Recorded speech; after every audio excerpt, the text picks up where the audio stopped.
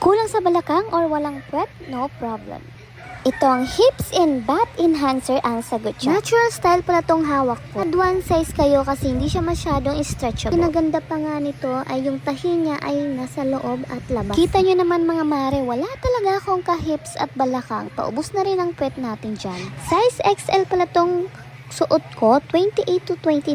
Add one size kayo kasi hindi siya masyadong stretchable. Ang ganda talaga nito kasi ang foam niya nakatahi na yan. Yan basta matatanggal kahit magtakbo-takbo. Kita nyo naman kahit naka-biker short lang ako, hindi talaga siya halatang meron kang padding. Sobrang ganda niya. Lakas maka-sexy. Tingnan nyo naman. Ang nagustuhan ko pa nga dito mga mare, feel mo wala kang suot na padding. Sobrang ganda nga nito mga mare ko. Tingnan nyo naman, inupo-upo ko pa yan pero wala talaga, hindi mo siya mararamdaman or mahahalata na meron kang suot niya. Mag-check out ka na nito mga mare dahil 100 plus lang to. Nasa yellow basket ko yan. Mag-check out ka na.